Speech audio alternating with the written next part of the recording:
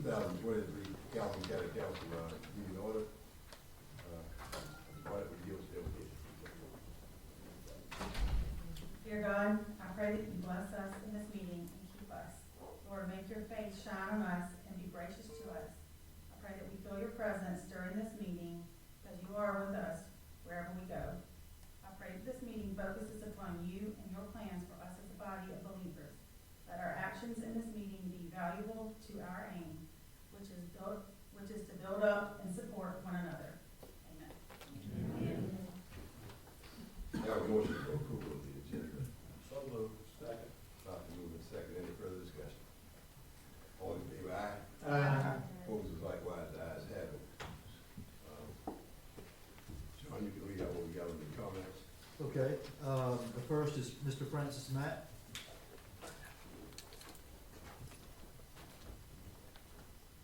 Well, thank you again.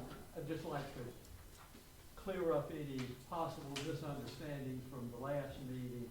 First of all, I know that each of you care about Calhoun County.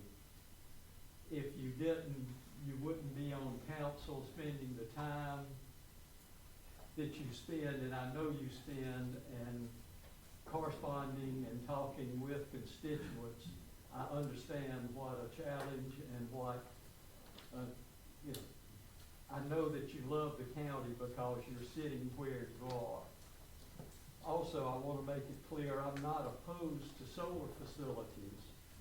It's just, they just need to be properly located. The one near Preference Pecan, that's an industrial area, that's an appropriate area for it. The one near Tri-County, that's a commercial area, that's an appropriate area.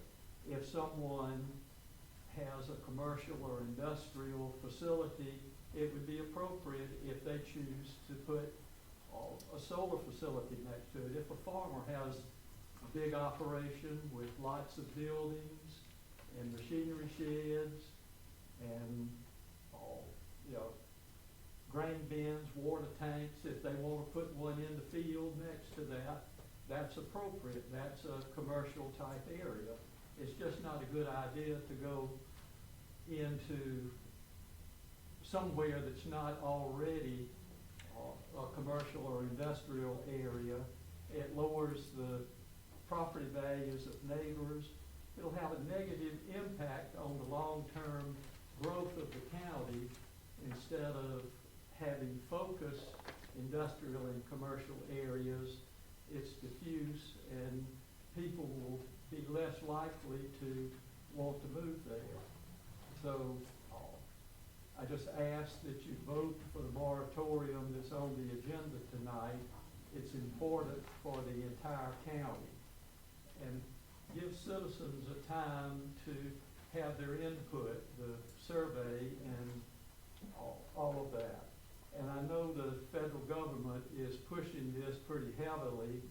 It's just partly, I just don't think we should be having the federal government telling us what is good for Calhoun County. And I appreciate your time and I appreciate your work.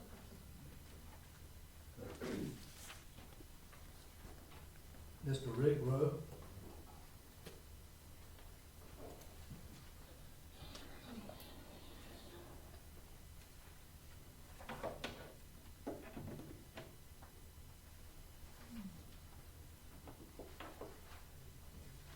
Good evening, ladies and gentlemen. Thank you for the time. Again, my name is Rick Rowe. I live out in Fort Mott. I'm a short timer. I've only been out there 15 years. My wife's been in this area generations. So we do love this county. And I come from a rural county in South Carolina, Edgefield. Grew up in the country, know what country people are about. I'm a retired business person, and I have worked diligently with people through the years to start businesses, buy businesses, merge businesses, sell businesses, and sometimes even liquidate them. I ask you, because you are the head cheese, if you will, you did good with this moratorium thing, but maybe it needs to be longer there's a due diligence factor that has to be done by all businesses, and I'm sure by you guys, ladies, excuse me. You know, some of the issues that I personally think that has to come up is an environmental study. I don't know, that could be done in 1 year, 3 years, 5 years, I don't know. I just know it, to make a good decision, we need something like in that line. We need an impact study for the economics.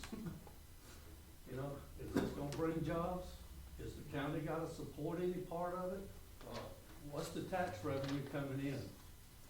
What's the tax benefit or the lack of benefit if the other property gets devalued?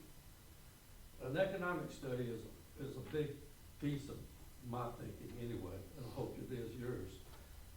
The recycling plan, you know, these panels are a walking time bomb.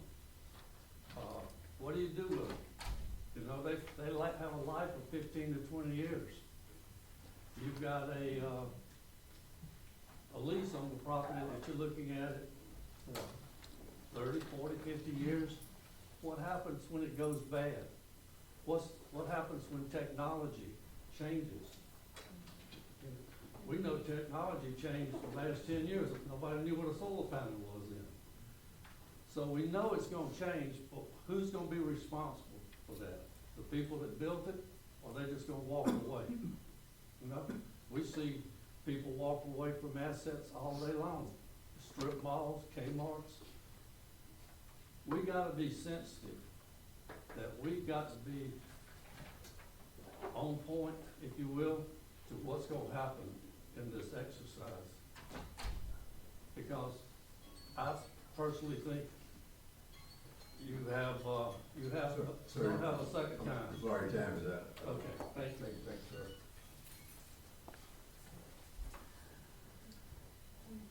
Miss Jeannie Redmond.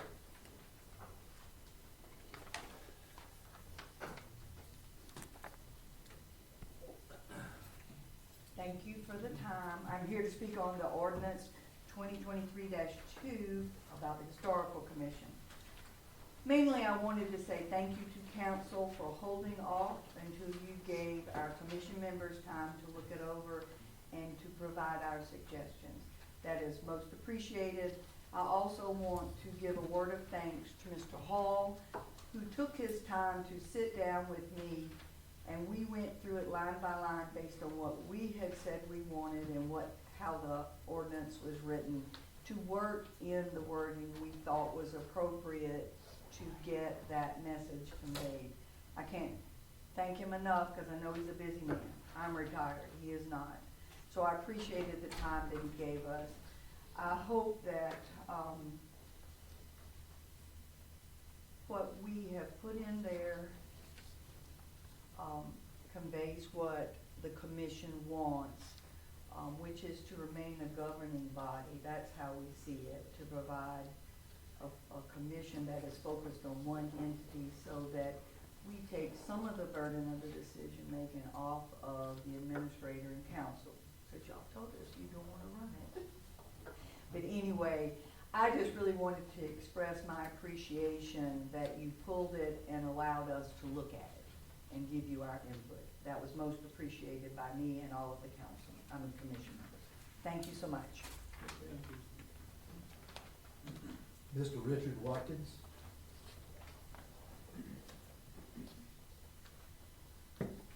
Pardon?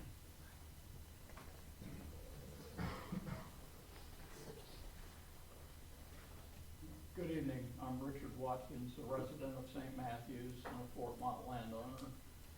Over the last recent decades, I believe there's increasing awareness and appreciation of the significance of the natural resources, the cultural resources in the Fort Mott area. What vision do Calhoun County citizens have for the future of our county? How do we want our county to develop? But many of you, I think, might already be aware that in 1786, the state legislature decided to move the seat of state government from Charleston to a new town to be built near the center of the state. The new town would be named Columbia, but where should Columbia be built? 2 sites were considered. One site was Manigo's Plantation at the confluence of the Congaree and Wateree Rivers, in other words, the Fort Mott area. Fort Mott was fortunate, in my judgment, in 1786, when the state legislature voted in favor of the other site, upriver, which became present-day Columbia. 2 centuries later, in 1986, Cardinal Chemical Company wanted to build a plant at the historic Revolutionary War site of Fort Mott on land owned by the Wanamaker family. The Fort Mott community was fortunate, again in my opinion, that local patriots objected to Cardinal building at that site. In 1987, Cardinal Chemical purchased a tract nearby. Again, we were fortunate, lucky, that Cardinal did not build on that tract before declaring bankruptcy circa 2000. Many citizens valued the scenic rural landscape of productive agricultural fields and forests. In recent years, some landowners, especially along the Congaree River, have permanently protected land with conservation easements, and a few conservation buyers are purchasing land to protect it permanently. Let's not rely on good luck to avoid undesirable land uses at Fort Mott and elsewhere in Calhoun County. We need thoughtful planning. The opportunity is now to participate in updating Calhoun County's comprehensive plan. I urge County Council to establish a moratorium on the commercial solar installations while awaiting the update of the comprehensive plan. Thank you. Thanks, sir. Mr. Bobby Temple.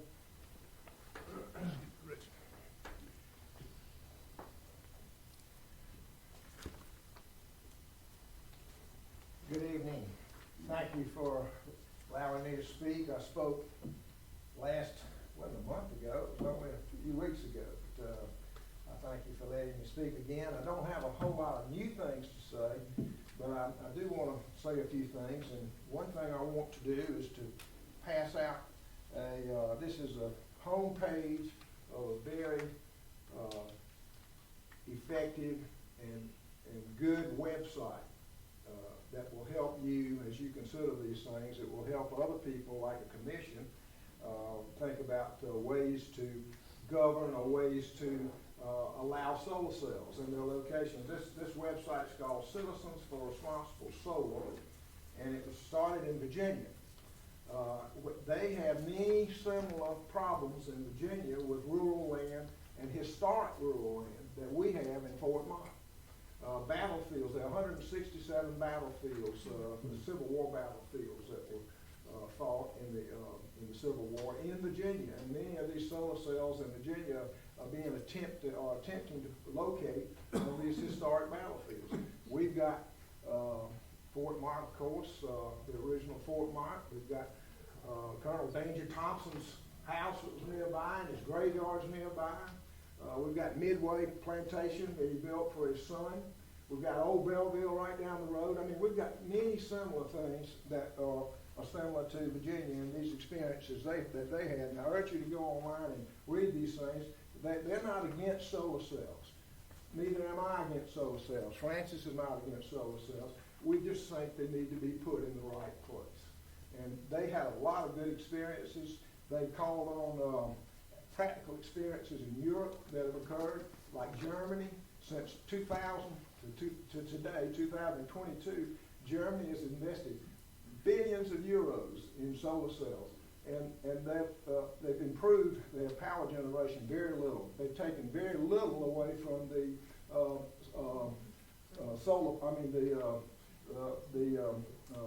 coal production or the petroleum production of power. In other words, they hadn't helped themselves that much. So let me pass these out, please, and I'd urge you to go online and see what you can learn from them.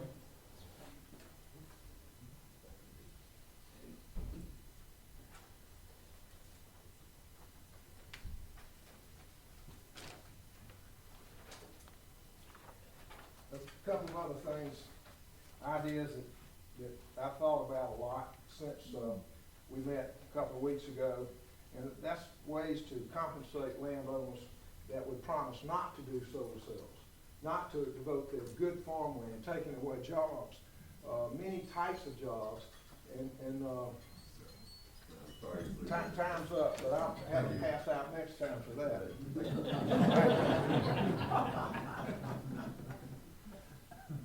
Mr. Dennis Spildy?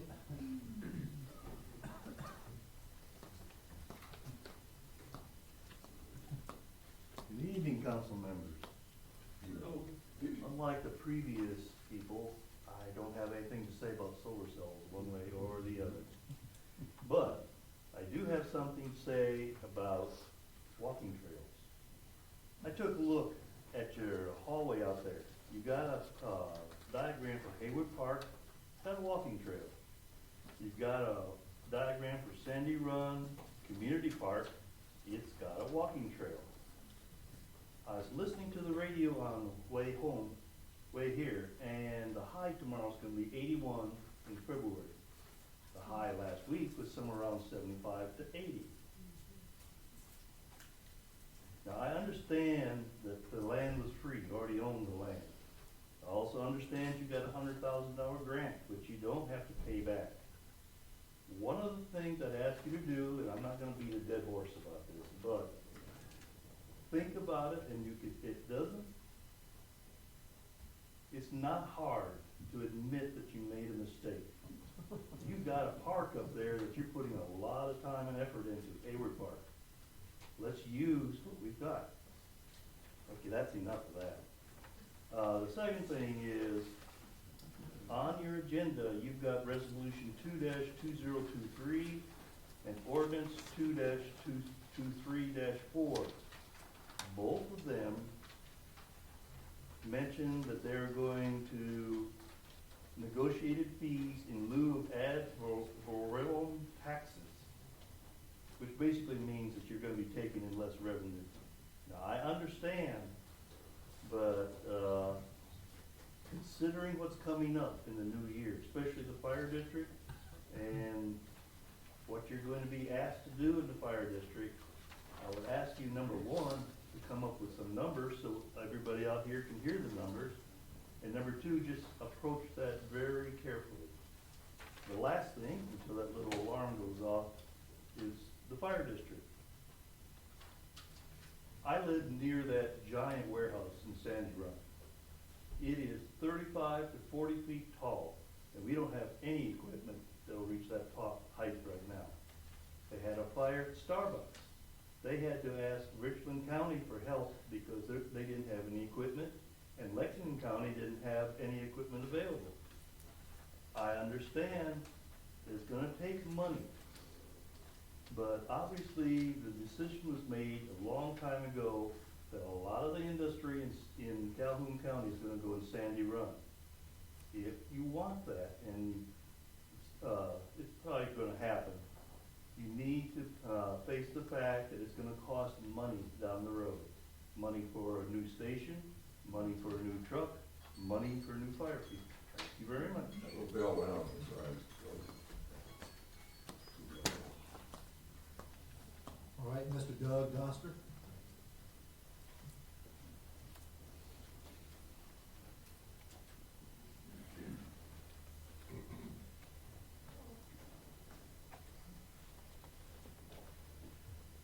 Thank you, council, for letting me speak tonight. I'll be brief because a lot of the points I was going to make has already been made by other people.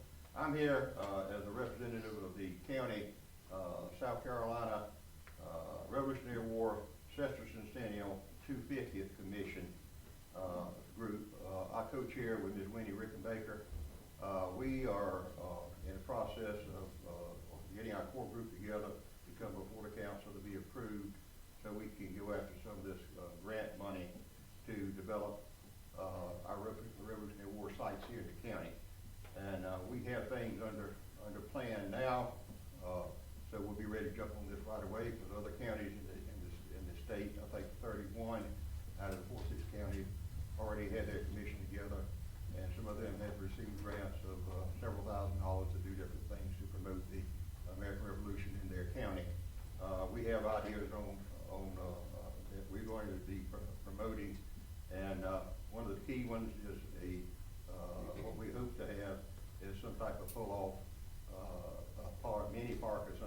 between Highway 601 after you come across Connery River Bridge down to Langside Plantation Road. And we're well on the way of knowing what we want to do there. We just got to get approved and go. The solar systems, the solar plants that been talked about would distract from this park we're thinking about putting hope to have up, and that would spotlight things like Fort Mott, the siege of Fort Mott, Belleville Foundation, Gillum's Retreat. You're not familiar with him, he's the Commodore of the South Carolina Navy during the American Revolutionary War. But anyway, just not a great site to put those solar plants up at Fort Mott. The whole area of Fort Mott is historical. The whole town section should be reserved in some capacity. But anyway, that's my input, and we'll be giving you another heads up later with the 250th Commission. Thank you very much. That's it.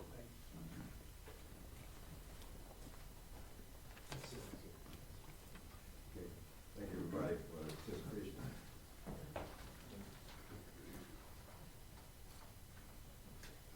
Now, the public hearing on ordinance 2023-1, an ordinance to amend chapter 2, article 5, division 4 of the Code of Ordinance regarding authorization required for various county contracts. Since it's first reading, somebody want to brief us on what that actually is? This is third reading. Third reading? Yeah. I'm sorry. I should get on Wednesday this week my glasses, so but okay, I'm sorry.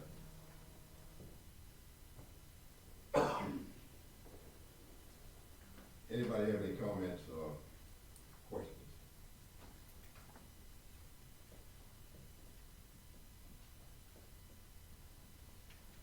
If no comments or questions, ordinance 2023-21, third reading is closed. Have a motion for approval. Mr. Chairman, I move we give third reading to 2023. Second. Properly moved and seconded. Any further discussion?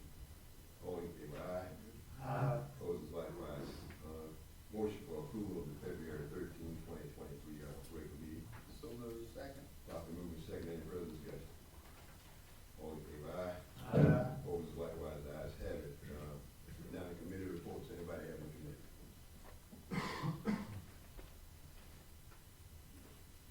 Any appointments?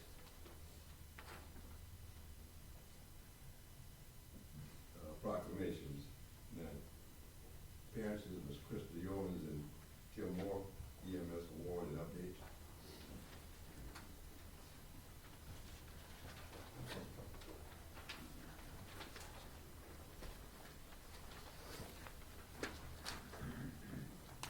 Just wanted to give you guys an update on some of our changes and awards that we gave out for 2022. For the first one, we gave Stephen Jared Starr and Paramedic of the Year for 2022. He, over the last year, received his National Community Paramedic Certification, which is a very challenging course from everyone I've heard that has taken it. He also greatly assisted in writing the community paramedic protocols and our blueprint and which directions we're going. He keeps up with our fleet services and rotations. He helps train new employees and students. And again, he's our B shift supervisor, and his shift has 0 complaints about everything that goes on with them and how their shift runs. So they work really well together on that crew. The other is our Rookie of the Year, Jeff Hammond, which I think some of you guys know. He was been with the fire service prior to coming over to EMS. He has been with us for about a year and a half, a little over a year and a half. He completed his advanced EMT class last year and became certified. That was about an extra 100 hours of ride time that he had to do for clinicals, plus about 300 hours of school time on top of working the full-time job. He's always doing research, always putting up new proposed protocols that we can help, or policies that can help us. He also helps with any other EMT, advanced EMT and students. Always seems like he's working. He comes in, works 48 hours frequently in overtime and openings, and always trying to make us shine as an EMS service. So he does a great benefit for us. Our EMT of the year is Michael Cogdell. I'm gonna ask him to come up front for a moment. I don't know if you guys know how much it takes to go into being a paramedic, but over the last year, he has completed almost 1,500 hours additional above and beyond his working schedule between his hours in the classroom, about 600 hours in the classroom, and about 500 hours clinicals at the hospitals in different rotations. Am I talking too loud? No. Oh, okay. So clinicals, and he also had to do a bunch of paramedic ride-alongs as well. So those 1,500 hours are over and beyond him working a full-time shift with us. He has seen 3 times the number of patients he normally sees in 1 year from all of his clinicals. He also became a CPR instructor last year, which takes a little bit of additional training, and he helps me at the school with EMT and advanced EMTs when he has skills, when he has time. So he has done a great job last year. He has completed all of his national requirements as a certified paramedic at this time, and he's getting promoted from a private first class to a sergeant. So here is your new. So, there you go. You're welcome.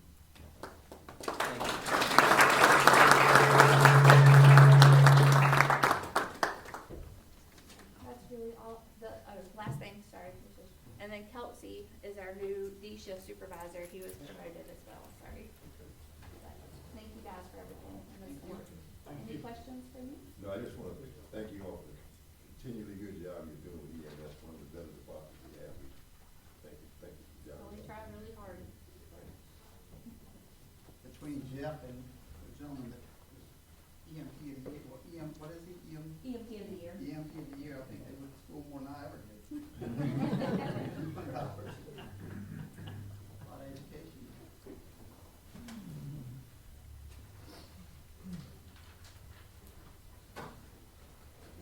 No more appearances. John, I'm gonna let you read the resolution process. Okay. All right, resolution 2-2023, a resolution authorizing the execution and delivery of a fee in lieu of tax and special source revenue credit agreement by and between Calhoun County, South Carolina, and Project Chateau, acting for itself, one or more affiliates and/or other project sponsors, pursuant to which the county shall covenant to accept certain negotiated fees in lieu of ad valorem taxes with respect to the establishment and/or expansion of certain facilities in the county and other matters related thereto. Motion for approval on the resolution. Mr. Chairman, I move we approve resolution 2-2023. Second. Properly moved and seconded. Any further discussion? All in favor, aye. Aye. Opposed, likewise, ayes have it. Resolution 3-2023, a resolution consenting to a lease of the Regional Medical Center of Orangeburg and Calhoun Counties, directing the Board of Trustees of the Regional Medical Center of Orangeburg and Calhoun Counties to enter into that certain lease and community health development agreement by and among Medical University Hospital Authority, the Regional Medical Center of Orangeburg and Calhoun Counties, Edisto Regional Health Services Incorporated, and for certain limited purposes, Orangeburg County and Calhoun County, and such other necessary agreements related thereto, and authorizing certain further actions related to the foregoing. Have a motion for approval of that resolution. Mr. Chairman, I move we adopt resolution 3-2023. Second. Properly moved and seconded. Any further discussion? All in favor, aye. Opposed, likewise, ayes have it. Do I have anything under old business? No, sir. Under new business, the RFP 2301, using roofing. All right, sir. Yes, sir, this is a request for proposal to replace the museum roof, the shingles. It's roughly 21,382 square feet. We secured proposals from qualified vendors to remove existing shingles, repair any damaged decking, and install new 30-year black architectural shingles. The bid, we had 9 bids ranging from $63,500 to $149,000. And I'd like for you to please award the low bid contract at $63,500 to Reliable Roofing and Repairs LLC. $63,500. Chairman, I move that we award the bid of $63,500 to Reliable Roofing and Reliable Roofing and Repairs LLC. Reliable Roofing and Repairs LLC. Second. Probably move to second that, we award the bid to Reliable. Any other further discussion on that?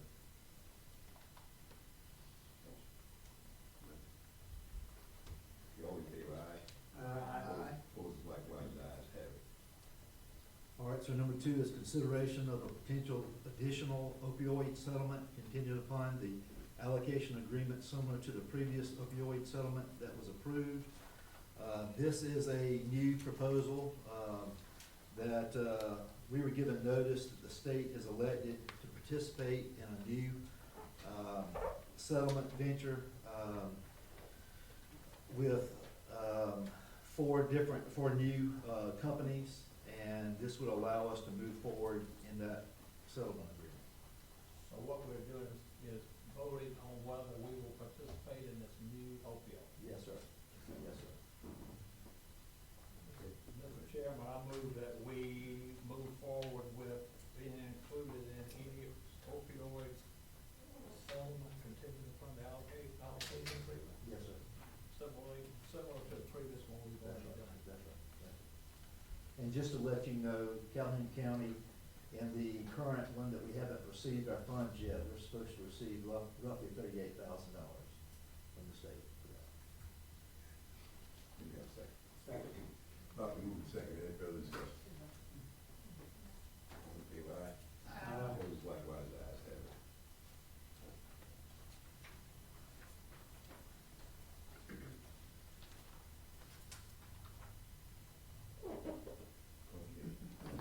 Ordinance, first reading on ordinance 2023-2. Ordinance to amend chapter 2, article 4, respect to the historical commission. Mr. Chairman, I move that we adopt ordinance 2023-2 for first reading. Second. Properly moved and second, any further discussion? All in favor, aye? Aye. Opposed, likewise, the ayes have it.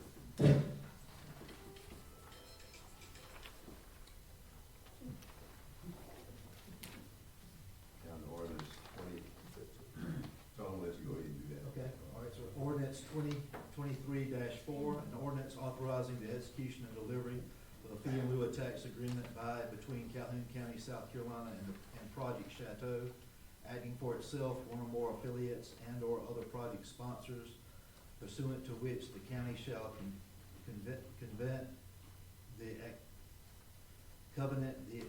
accept certain negotiated fees in lieu of ad valorem taxes with respect to the establishment and/or expansion of certain facilities in the county. The inclusion of the project in a multi-county business park, if not so already included, and the approval of providing certain special source revenue credits and other matters related thereto. Motion for approval of first reading. Ordinance 20. Mr. Chairman, I move we give first reading by title only to ordinance 2023-4. Second. Properly moved and second, any further discussion? Sorry, I can't take any discussion from the floor. All in favor, aye? Aye. Opposed, likewise, the ayes have it. Ordinance 2023-5, first reading, an ordinance establishing a temporary moratorium on applications and administrative processing for approval of solar projects or farms of more than 1 acre sought outside the industrial areas and within the unincorporated areas of Calhoun County, and invoking application of the pending ordinance doctrine. Okay, if you notice two of the councilors got up, they got a conflict, and they can't vote on that.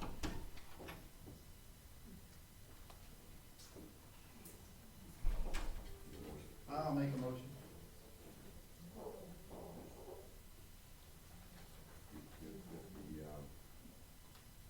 The underlying conflicts with two councilors can't vote, I'll second that motion.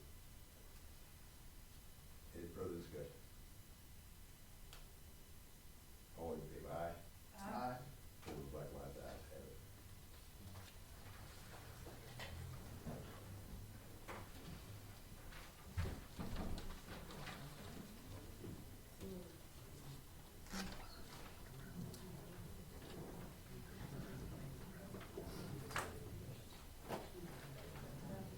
Are we down to the administrator? Yes, sir. I would like to remind everyone, as it's already been stated, about the 2024 comprehensive plan. Please go on the county website and give your input. Certainly, like I've said before, don't complain later if you don't give input now. This is a 10-year plan of how you want to see your county progress, and so please pay attention to that and help us spread the word for that. And then last thing for me. John, I'm cutting you off here. Yeah. There was an ad in Calhoun Times on that. That's Yeah. right. So that was, That's I was I was grateful to see that. I appreciate that. Yep. Because I've heard people say we need to get word out. I don't know how other ways we can do that, but Calhoun Times, I just want to let people know. Yeah. Calhoun Times, and you'll be seeing us advertise that a little bit more, but it's at the front of at the very top of our county website. You shouldn't be able to miss it. If you have any questions, please call the office. The last thing here is Lower Savannah COG. Dr. Bill Molnar is here to present a plaque on behalf of Mr. Roger Hill. Bill? I think it was Amy going to accept that. Yeah. For those of you who do not know me, my name is Bill Molnar. I'm with the Lower Savannah Council of Governments, and I have a proclamation, a plaque here, a resolution for Mr. Roger Hill. We'll read it. Whereas Roger Hill dedicated his life to public service and worked with passion on behalf of organizations and groups in South Carolina. And whereas Roger Hill served on the South Carolina Forestry Board for, ready for this, 62 years, and the Calhoun Academy Board from its inception in 1969 until his passing. And whereas Roger Hill was a charter member of the Sandy Run Rotarian Club founded in 1990. And whereas Roger Hill served as a Calhoun County Councilman member for 28 years and served with honesty and integrity. And whereas Roger Hill served as a member of the Board of Directors of the Lower Savannah Council of Governments since 2003 and as chairman in 2010-2011. And whereas Roger Hill always provided steady leadership and advice to the LSCOG board and staff, and whereas the passing of Roger Hill will leave a deep void in the Lower Savannah Council of Governments region, be it resolved that the Lower Savannah Council of Governments board and staff do hereby commend Roger Hill for his outstanding legacy of dedication, enthusiasm, and public service demonstrated by his over 50 years of service to the Lower Savannah Council of Governments region. Presented with his grateful appreciation to the family of Roger Hill, and this was done at our board meeting, just to let you know, on the 9th day of February 2023 by the Board of Directors and the Lower Savannah Council of Governments. Thank you very much for sharing Roger with us. He was a wonderful man and a great board member, and he is deeply missed. Thank you so much. I appreciate it.